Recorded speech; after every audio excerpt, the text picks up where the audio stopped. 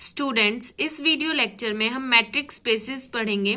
Matric spaces को पढ़ने से पहले हम ये जानते हैं कि हमें मैट्रिक स्पेसेस की जरूरत ही क्यों पड़ी मैथमेटिक्स में। ऐसा क्या रीजन था जिसकी वजह से हमने ये मैट्रिक स्पेसेस डिफाइन की, या फिर ये मैट्रिक डिफाइन की। ये मैट्रिक होती क्या है उसको समझने से पहले इसकी वजह जानते हैं कि ये क्यों आई।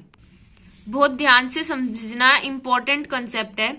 देखो, अगर कोई भी रियल लाइन हमें दिया होता था, हमें कोई रियल लाइन दी होती थी, मान लो ये रियल लाइन है, मैंने पूरी ड्रॉ नहीं करी पर आप मान सकते हो ये रियल लाइन है।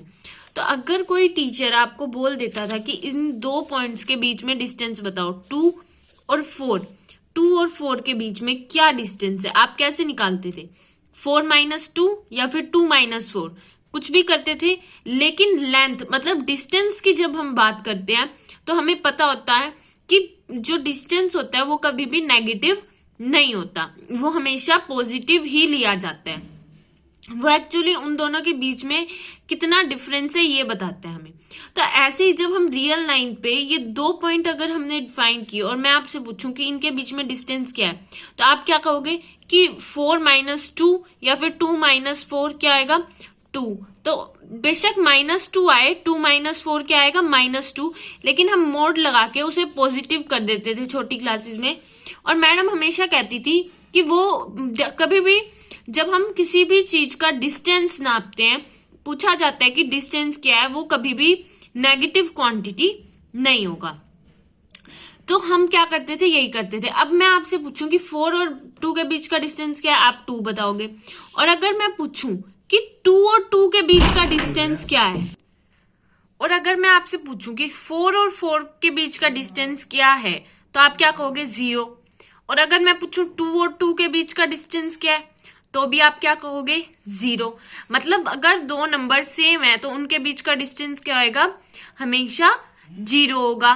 तो ये क्या, डिस्टेंस, सिर्फ डिस्टेंस का ही रोल था जिसके कारण हमारा मैट्रिक डिफाइन किया। डिस्टेंस के कारण ही जो है मैट्रिक्स बना है और मैट्रिक्स की डेफिनेशन दी है मैथमेटिशियंस ने। अब यहाँ पे ध्यान से देखो, मैंने इसी चीज को एक फंक्शन के फॉर्म में डिफाइन कर दिया। मतलब मैट्रिक्स में सिर्फ इतना होता है कि हमने जो ये यहाँ पे न्यूमेरिकल बात लिखी है वो एक फंक्शन के फॉर्म में रिप्रेजेंट कर दी जाती है। अब इस चीज को एक फंक्शन के फॉर्म में कैसे रिप्रेजेंट करोगे?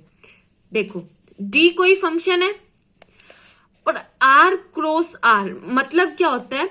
एक पॉइंट r क्या होता है? Set of real number. Set of real number में से एक पॉइंट इस सेट में से लो और एक पॉइंट इस सेट में से लो। r क्रॉस r मतलब एक point r set of real number में से और दूसरा पॉइंट भी सेट ऑफ रियल नंबर में से लो, और उनके बीच का डिस्टेंस क्या डिफाइन किया हुआ है? इस फंक्शन से डिफाइन किया हुआ है, x - y मॉडुलस। अब अगर फिर क्या करना होता है, हमें ये फंक्शन को चेक करना होता है कि ये तीनों चार प्रॉपर्टी होती है डिस्टेंस की, डिस्टेंस फंक्शन की, ये उन सबको सेटिस्फाई करता है या नहीं। हमने इसमें दो प्रॉपर्टी तो पढ़ ली। देखो, पहली प्रॉपर्टी क्या थी कि भाई हमेशा जो डिस्टेंस होता है वो हमेशा क्या होएगा? ग्रेटर देन इक्वल्स टू 0 होएगा, ना तो कभी 0 से छोटा, क्योंकि हमें नेगेटिव कभी भी डिस्टेंस होता ही नहीं है। और अगर दो नंबर इक्वल हैं तो उनका डिस्टेंस क्या हो जाएगा? 0 हो जाएगा। ठीक है, अगर दो नंबर हम इक्वल ले रहे हैं तो उनका डिस्टेंस क्या? 0 हो जाएगा। और अगर बाय चांस अगर मान लो कि 2 से 4 या 4 से 2, या तो 4 से 2 डिस्टेंस निकालो या 2 से 4 डिस्टेंस निकालो, डिस्टेंस हमेशा सेम रहता है, कुछ फर्क नहीं पड़ता डिस्टेंस पे। तो हम ये 3 प्रॉपर्टीज है। उसके अलावा एक और प्रॉपर्टी होती है डिस्टेंस फंक्शन की, वो क्या होती है कि डिस्टेंस जो है, जो हम पॉइंट ले रहे हैं, वो कोलिनियर है या फिर ट्रायंगुलर है। ये हमने छोटी क्लासेस में पढ़ा भी था कि कोलिनियर पॉइंट्स का क्या होता है। अब मैंने आपको क्या बताया, ये फंक्शन के फॉर्म में ये फंक्शन डिफाइन है, dxy एक फंक्शन है, इस फॉर्म में डिफाइन कर दिया। अब सिर्फ हमने क्या बदला है, उसका लिखने का तरीका बदला है, लेकिन बात वही बोल रहे हैं हम।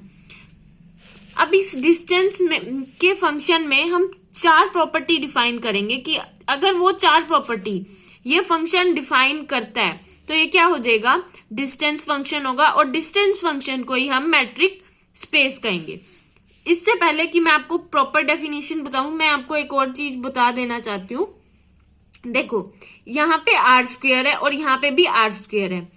ये आर स्क्वायर देख के डरना नहीं है। आर स्क्वायर का क्या मतलब होता है, अब जब आप ग्राफ में प्लॉट करते हो पॉइंट, तो 2 कोऑर्डिनेट इकट्ठे करते हो। एक्स एक्सिस और वाई एक्सिस होती है ग्राफ में, तो 2 कोऑर्डिनेट मिलते हैं हमें इकट्ठे।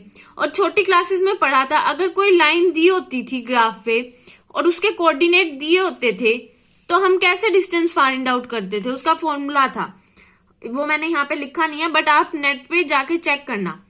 और वो जो फॉर्मूला आएगा वो उन चारों प्रॉपर्टी को सेटिस्फाई करेगा जो अभी हम पढ़ेंगे मैट्रिक्स स्पेसेस में। यहाँ पे आर स्क्वायर से मतलब है कि एक बारी में 2 पॉइंट लेने हैं रियल नंबर के, और यहाँ पे आर स्क्वायर से मतलब है एक बारी में 2 पॉइंट लेने हैं रियल नंबर के। मतलब ये 2D हो गया। अगर 3D होता तो r³ क्रॉस r³ हो जाता, 4D होता तो r4 हो जाता। मतलब एक बारी में 4 पॉइंट लेने हैं। और हमेशा याद रखना, ये चाहे कुछ भी हो इधर, लेकिन आंसर क्या आता है, हमेशा एक रियल नंबर आता है डिस्टेंस का। तो इसीलिए हमने क्या एरो लगा के रेंज, मतलब जो भी हम फंक्शन में वैल्यू डालेंगे, इस डी फंक्शन में वैल्यू डालेंगे, अगर ये डिस्टेंस फंक्शन है तो हमेशा आंसर क्या आ जाएगा, एक रियल नंबर आ जाएगा। मतलब चाहे कुछ भी डाल दे, अगर वो डिस्टेंस फंक्शन है तो हमेशा आंसर न्यूमेरिकल ही देगा, नंबर ही देगा एक। और वो नंबर कैसा होगा, रियल नंबर होगा, जिसका जो वो आंसर देगा। ठीक है, तो अब हम समझते हैं कि प्रॉपर्टी कौन कौन सी है मैट्रिक्स स्पेसेस के लिए। अब डेफिनेशन पढ़ते हैं सबसे पहले। Let X be a non empty set. जो एक्स है वो कोई भी नॉन एम्प्टी सेट है। अब सेट में कोई भी सेट हो सकता है।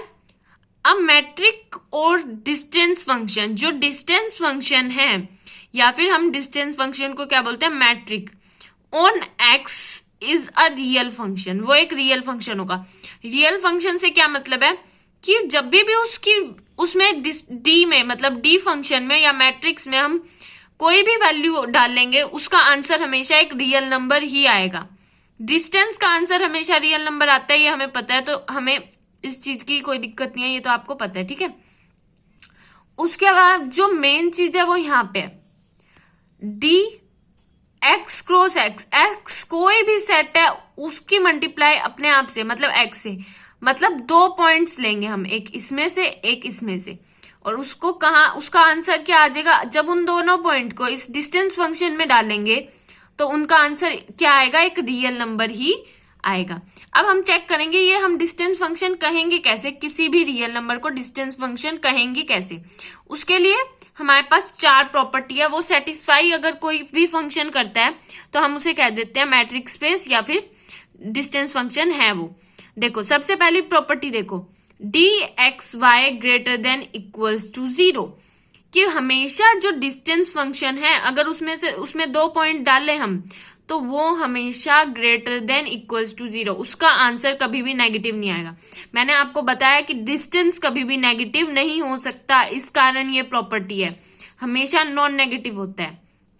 और उसके अलावा हमने एक और चीज पढ़ी थी, अगर 2 पॉइंट इक्वल हैं, मतलब यहाँ पे ध्यान से देखो,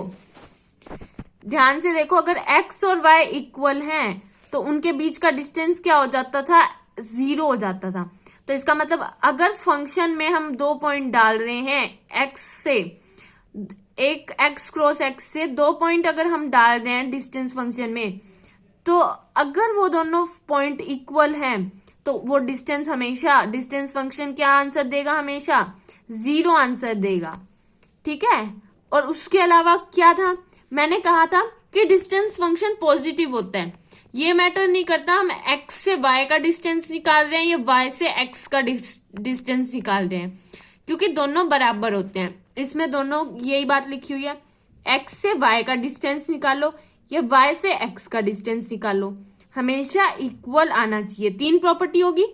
उसके अलावा जो थर्ड प्रॉपर्टी होती है वो ट्रायंगल इनइक्वालिटी होती है।